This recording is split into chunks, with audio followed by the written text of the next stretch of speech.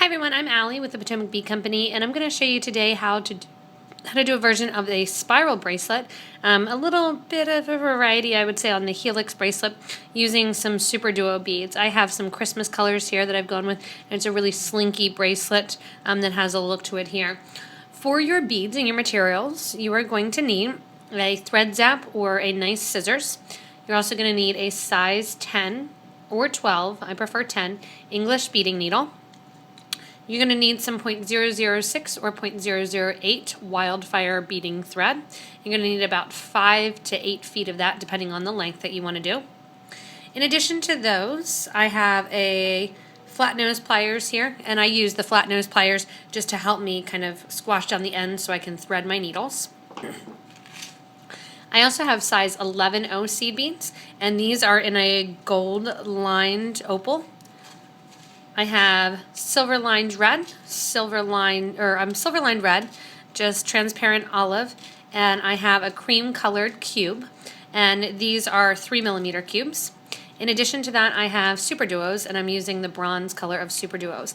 My example here that I'm showing you, I've used 8 OC beads as well, so there's a lot of variety that you can use. You can also use 8 OC beads instead of cubes, so depending on what you want to use, that's going to depend on basically the size that your spiral is going to get.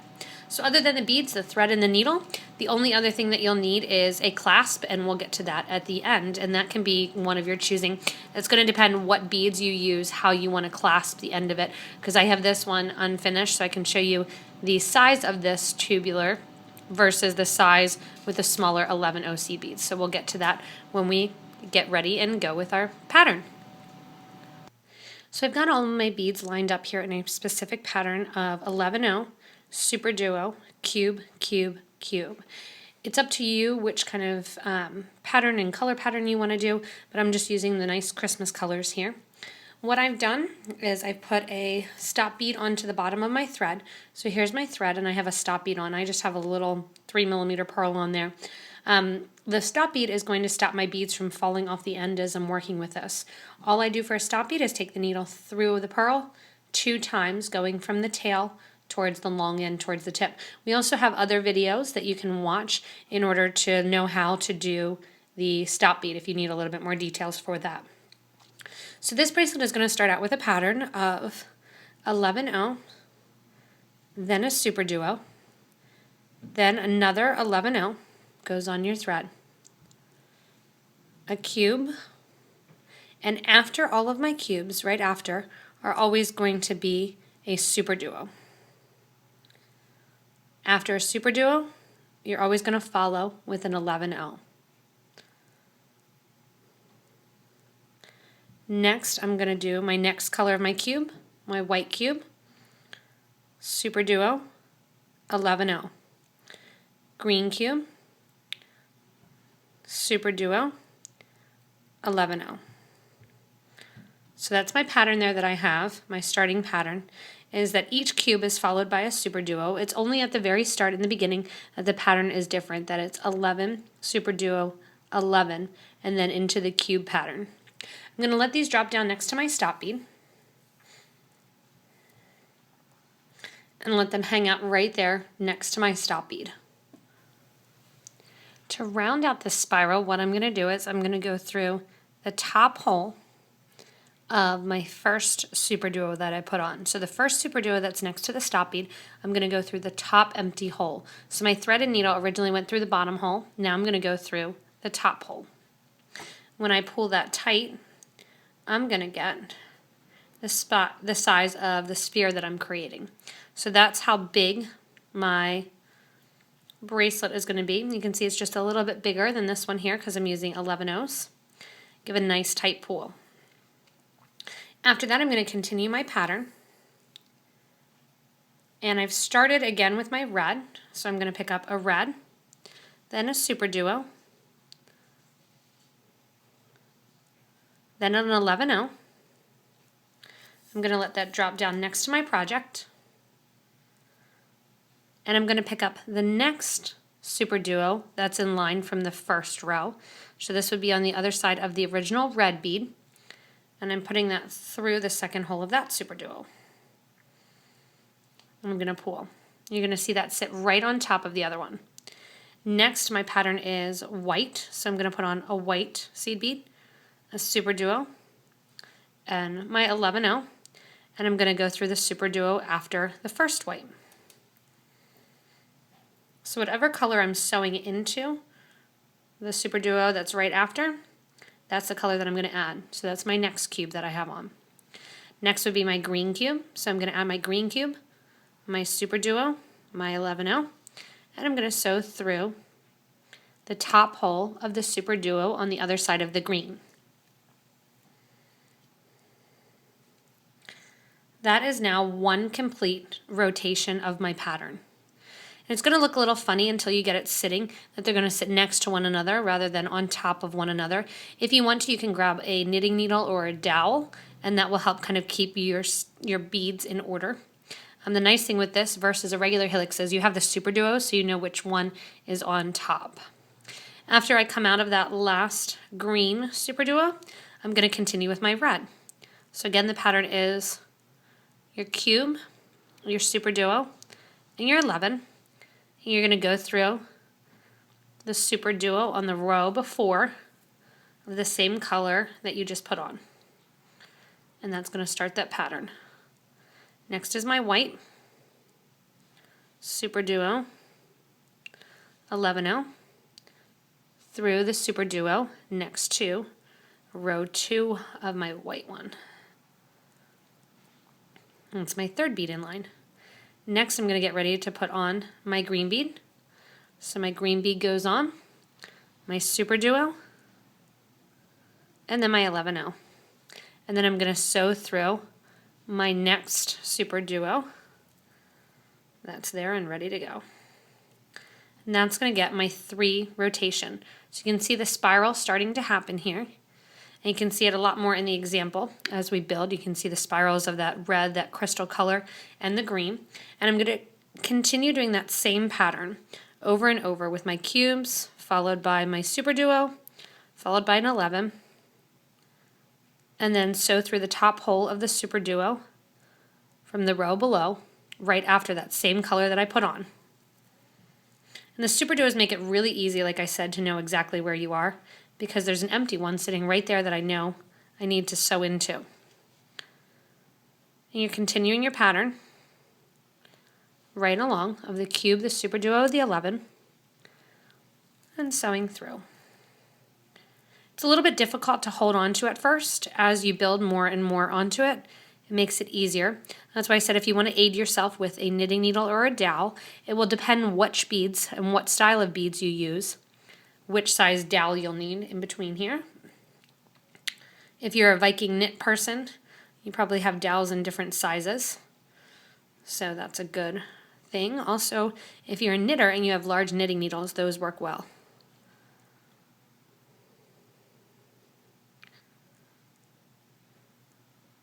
Continuing my pattern the whole way around, and I'm ready to put on another red bead. I'm going to continue this stitch in this pattern. You can really see it going in place now. You can see the red and the green and the white. I'm going to continue to do this the whole length of my bracelet, just building and building and building. So you can see now my pattern's getting bigger and my project's growing longer. And you can see the spiral of the Christmas colors starting to happen. And again, I'm going to just show another rotation of it. All I'm doing is I'm picking up a cube, a SuperDuo, an 11-0, sewing through the last SuperDuo next to the last red bead. Next my white color. On goes my pattern. Sew through the SuperDuo next to the last white bead. On goes my green. SuperDuo 11. Sew through the last SuperDuo next to my green cube. And I'm just continuing that pattern the whole way along, making my necklace, bracelet, necklace center, whatever you want it to be. And it's just going to continue to grow. So I'm done the complete length of my bracelet here, and just an idea if you want to make it look more like a candy cane, you could actually just do the red and the white. And you could, if you wanted to get some green, and you could switch the SuperDuos to a green color. And all I'm going to do to put on my clasp is I'm going to use a little V pattern here. And I'm going to do a little triangle coming out of my seed beads, just like I did for this spiral step bracelet. This is another video, by the way. And to do that little V, what I'm going to do is basically I've gone through one more rotation of my SuperDuos here. And I'm going to finish off by just adding my cube and a seed bead and going through that last hole of the SuperDuo. So I've added the red one. I'm going to add just the white one, a cube, and a seed bead, and go through the next. So this is finishing off all those holes of those SuperDuo beads. And last, I'm going to do a green and one of my seed beads and go through that SuperDuo. So that kind of finishes up that little section there, and it brings a little bit tighter in. And then what I'm going to do is get ready to attach my clasp with the seed beads and attaching my button. So to start out my little V pattern, what I'm actually going to do is, I've had to add a little bit more thread here, and I'm going to bring my bead over to this side, just adding a seed bead. I'm going to sew through my next cube in line and coming out a seed bead. And that's just going to kind of close that up completely. So coming out of a seed bead, what I'm going to do is I'm going to add 5 seed beads onto my needle.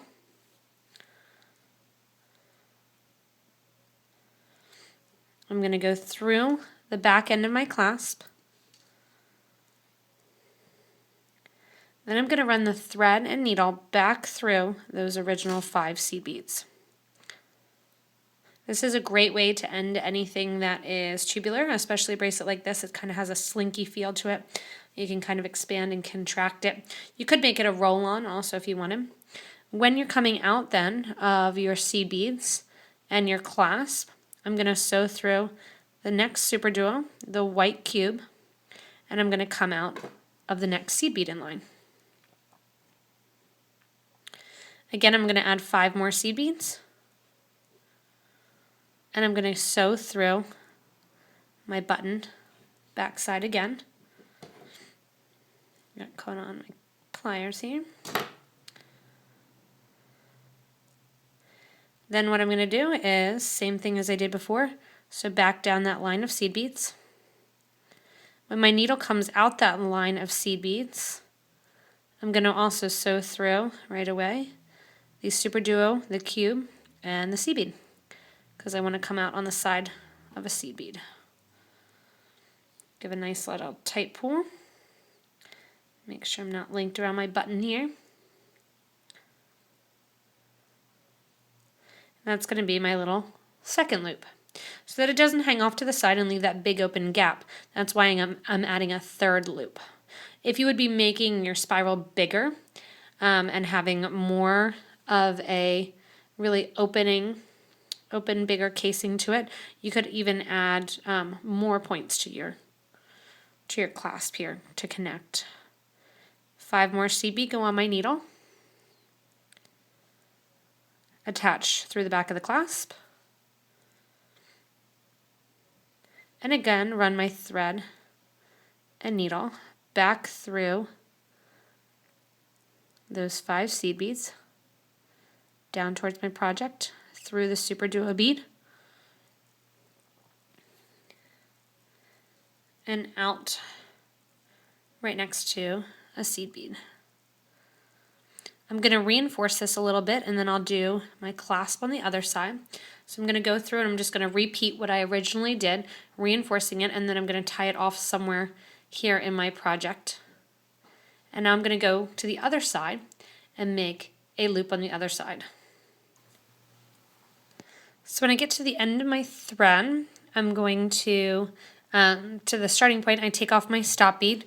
So I just took off my little pearl here. And then what I'm going to do is get ready to put on my loop that my clasp can fit into. So I don't need to make the loop too big, I just need to make it big enough that my little button there will fit through. And what I'm going to do is show you how to tie on more thread.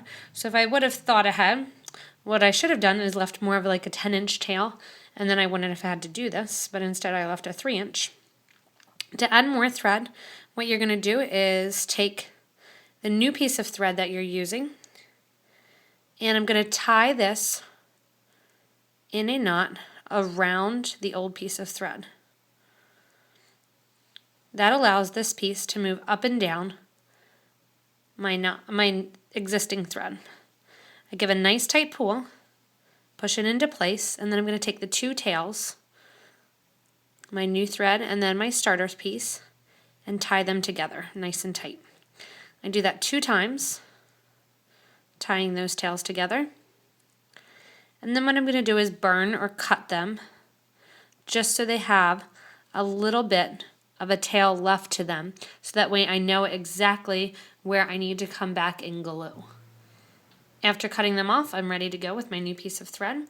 I'm going to basically mimic the other side here. This side is already started a little bit to make that smaller. It doesn't have those SuperDuos that I need to sew back through. But what I am going to do is link the 2 sides together by sewing through the seed bead that's there and through my cube. I'm pulling tight. It's going to link those 2 sides together. Once I'm coming out here, I'm going to do that same triangular shape, but I'm going to make a little bit of a loop after it. So I'm going to add a ton of seed beads onto my thread here, and needle.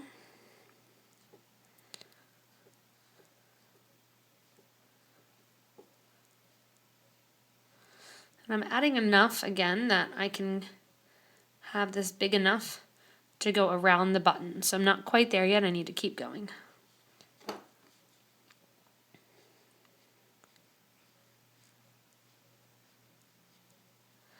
think that's about good. And then what I'm going to do is bring it down on the opposite side. So you just kind of need to figure out where that opposite side is.